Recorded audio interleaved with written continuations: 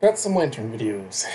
All right, everybody, how y'all doing? I know I've been switching back and forth between lantern and a bunch of other stuff like Monolutron and the blue-white Eldrazi um, Taxus, but just mixing it up a bit. But I got a lot of lantern uh, show here. So this is a Living End matchup. I'm pretty sure my opponent mulligans that. Yeah.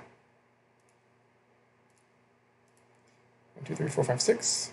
Pretty sure they have to mulligan that too. 1, 2, 3, 4, 5. Still not that great.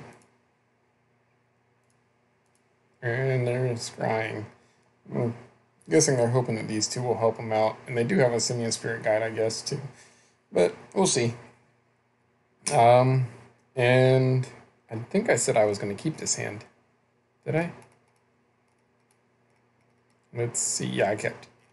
Um, just because the Lantern is in the opener, and I do have a hate card in the opener, just random hate card. It might not work. It might. We'll see. Of course, we do see because it does nothing in this matchup. But I mean, it does tap for a mana for Whir, kind of. Okay, and it does turn on Opal.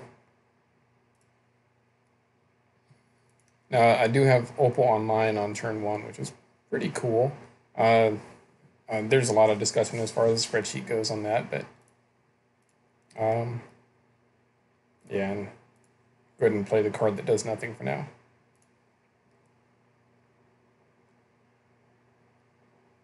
So they do get to draw a Beast Within. I'm not too worried about it because I know that I have the Collective Brutality.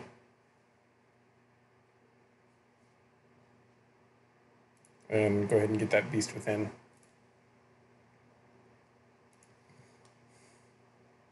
And then here I'm thinking about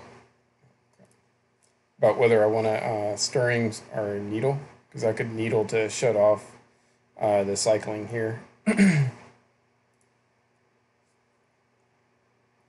But yeah, I go for the lock instead, because my opponent is pretty far away from getting anything decent here. Yeah, again, I give my opponent a chance to, respond here. Then get that swamp.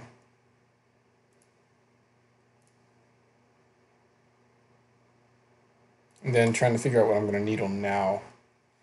Um,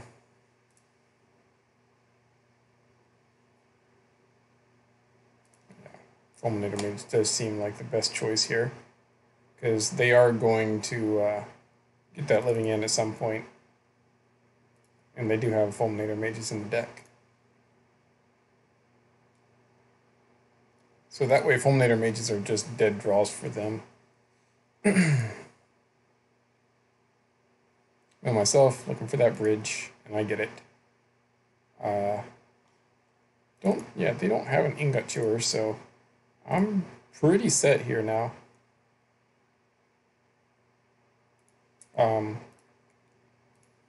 I'm okay with the Horror of the Broken Lands because I can just needle it, which is what I'm about to do.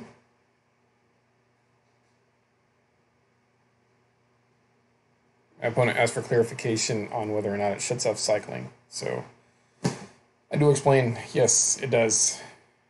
I linked to the ruling. I'm pretty sure the opponent concedes shortly after that.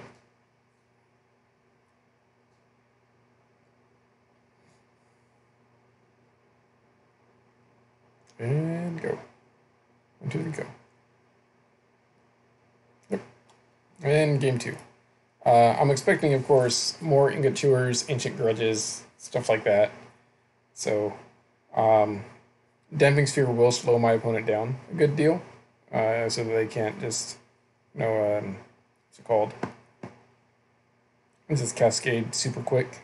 So I do keep it in. I can't remember if I sided a second one in. We'll see. And I keep this because I have that turn 1 discard and I do have the Lantern. And then this is going to buy me time to survive a little bit longer. A card that I do side in that is super good here is Torpor Orb. I think that is a very underplayed card in the in Lantern. So yeah, I'm gonna take that Beast Within.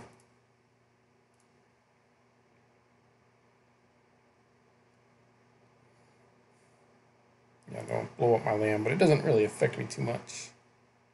So that doesn't affect them too much right now either.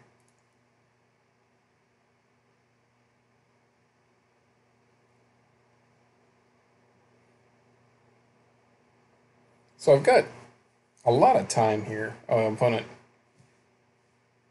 timed out and came back. So I got a lot of time here. I'm just I could whir for bridge. So their time on this ingot chewer is going to be short lived because I could whir for bridge and keep it alive with welding jar and just keep them off of Beast Within at some point because I'm going to draw into stuff faster than they will with that bauble. Or I can let them draw them into trying to play the chewer now, go for a torpor orb, and then I will naturally draw a bridge or another whir or something much quicker than they will. So I bobble, so I will draw that welding jar on their turn, so I can still whir.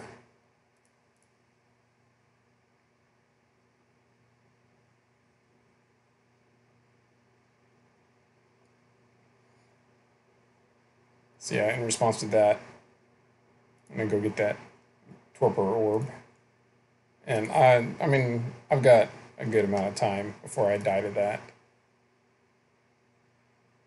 So now I'm protected from Beast Within as well, and I have a Mill Rock.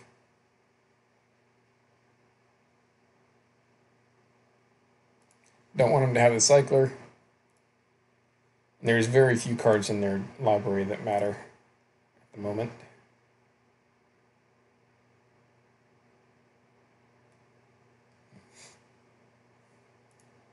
Yeah.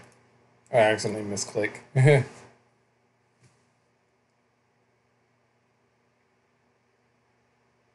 we go. So use the bell, get rid of that spire, and I end up drawing Academy Ruins, and I get rid of their way to get living in because they have so very few cards that matter. So again, I do need to look for a bridge very quickly. And there is a whir. So as soon as I see that, I know I'm safe because that Beast Within isn't going to do squat against me since I have the welding jar. And at this point, I know the game is won.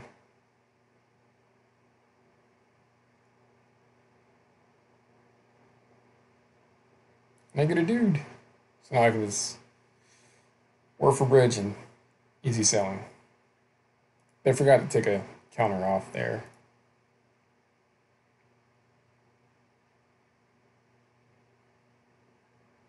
Another jar, which is good stuff.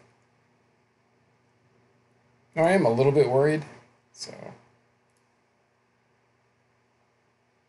I cannot draw that Thoughtseize, but now I can use that to help solidify the lock. And I did side in Rest in Peace. I started doing Rest in Peace in the sideboard instead of the second Grafdigger's Cage because Rest in Peace is just backbreaking against so many matchups like this one. Oh, of course I didn't side in Ancient Grudge. I'm dumb. So I'll cascade into it.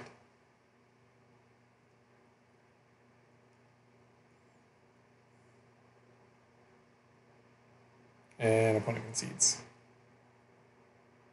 Yep. That's it.